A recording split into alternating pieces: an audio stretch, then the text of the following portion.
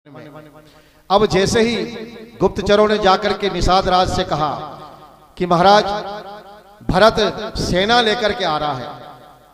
देखिए, जब निषाद राज गुह ने, जिसे हम केवट कहते हैं, ये केवट कोई सामान्य मछुआरा नहीं था, निषादों का राजा था जिसका नाम तो गुहराज राजा था और राम के बड़े प्रिय मित्र थे, वन में रहते थे।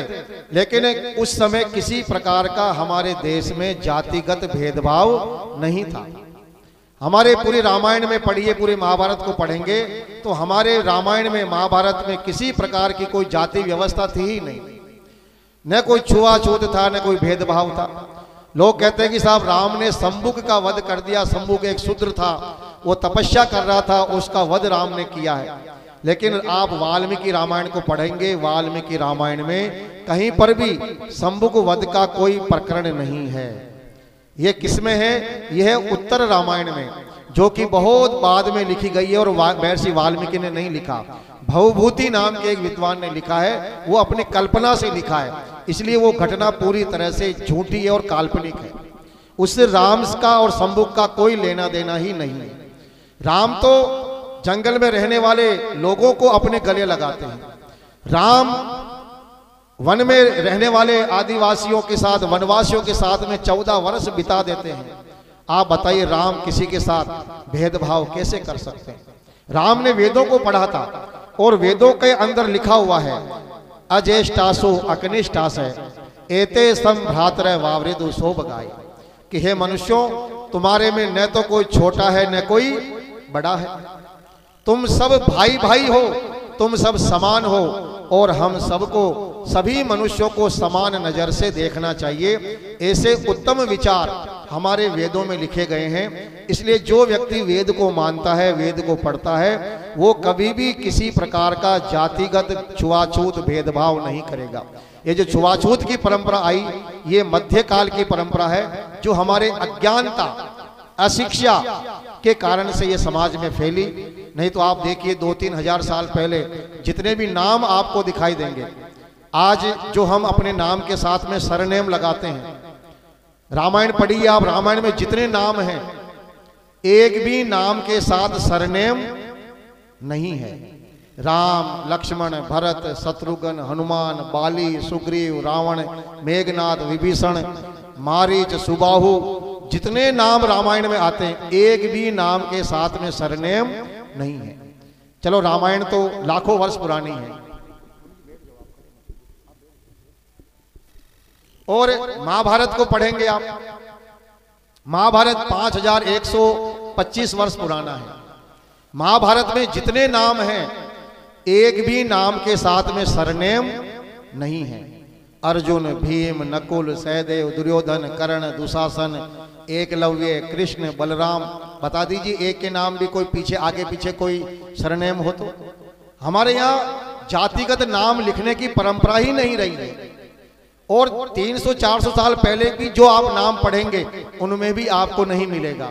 ये मामला तो बीच में अंग्रेजों ने बिगाड़ा कि कैसे इन लोगों को फूट डालो और राज करो।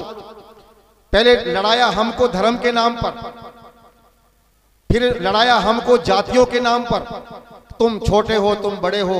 इस प्रकार की जातिगत भेदभाव हमारे अंदर पैदा हुआ, हमारे अज्ञानता के कारण से पैदा हुआ।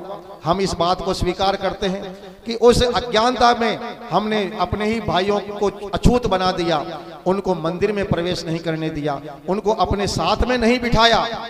परिणाम क्या हुआ?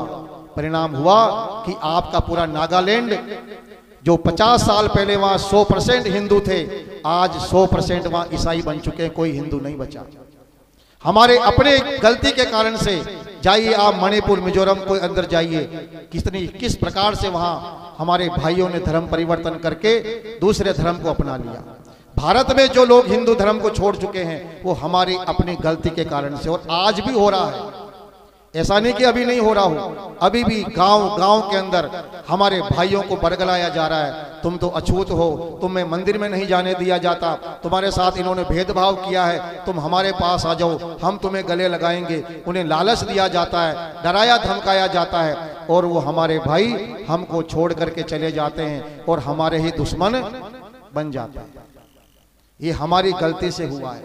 इसलिए जितना जल्दी ये हिंदू समाज अपने दिमाग से जातिवाद को निकाल देगा, उतना ही जल्दी ये अपने बचने की व्यवस्था कर लेगा। और यदि हम ऐसे ही धर्म के नाम पर बढ़ते रहे, जातियों के नाम पर बढ़ते रहे, तो सजनों ये इंसान का ही दुश्मन बना हुआ है। पूरी दुनिया में देखिए आप, हर इंसान एक दूसरे को मारने की कोशिश कर रहा है।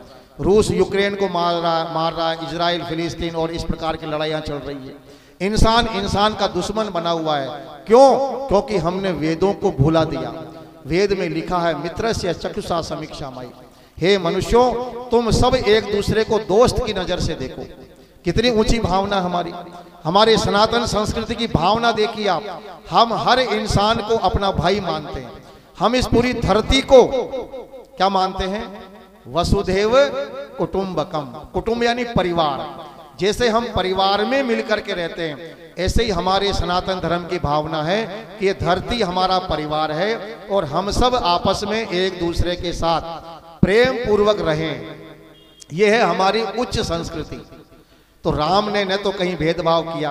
भरत भी जब जाते हैं वन के अंदर, और जब निषाद राज को पता चला कि भरत आए हैं और भरत के साथ में सेना है, तो उसके मन में शंका पैदा हो गई कि भरत सेना लेकर के राम के पास युद्ध करने जा रहा है, क्योंकि सेना है तो युद्ध होगा। तो निषाद राज ने कहा अपने सैनिकों को, मंत्रियों को, तैयार हो जाओ, धनुष बाण तैयार कर लो, सारी नावों को नदी में या तो डुबो दो या छिपा दो, और अपने शरीर पर कवच धारण कर लो। भरत की सेना के साथ हमें युद्ध करना है। एक भी सैनिक जिंदा नहीं जाना चाहिए। सैनिक तो छोड़िए, उनके हाथी घोड़े उनको भी मार करके हम नदी में बहा देंगे। भरत ने क्या समझ रखा, राम अकेले हैं क्या? जब तक हम जीवित हैं, भरत की सेना यहां से नहीं जाएगी। समर मरण पूरी पुनि सुर सरी तीरा, राम काज क्षण भंग शरीरा। कहने लगे निषाद राज, हमारा सौभाग्य है कि आज युद्ध में हमारी मृत्यु होगी इस गंगा के किनारे पर, और राम का काम करते हुए हम अपने प्राणों का बलिदान देंगे। सौभाग्य हमारा है। सेना को तैयार कर लिया। जब सेना तैयार हो गई कि अब युद्ध करना है, भरत की सेना पर आक्रमण करना है, उसी समय एक बूढ़ा व्यक्ति, बूढ़ो एक कहे सगुन विचारी, एक बूढ़ा आदमी, बूढ़ा आया, कहने लगा महाराज आपने युद्ध की तैयारी कर ली है, कोई बात नहीं, युद्ध तो हो जाएगा, लेकिन जरा विचार करो कि बिना सोचे समझे किसी काम को नहीं करना चाहिए। आपको कैसे पता चला कि भरत राम को मारने जा रहे हैं, युद्ध करने जा रहे हैं? बोले देख नहीं रहे हो, सेना है। सेना किस लिए भरत लेकर के जा रहा है? तो बूढ़े आदमी ने कहा कि देखो सेना तो है, लेकिन एक बार आप स्वयं जाकर के भरत का मन टटोलो कि वास्तव में क्या भरत राम से युद्ध करने जा रहा है या किसी और कारण से जा रहा है। बाकी आपकी सेना तैयार है, युद्ध तो हो ही जाएगा। तो जब कहा बूढ़े आदमी ने कि भरत ही मिले न हो ही राय, एक बार भरत से मिलो तो युद्ध नहीं होगा।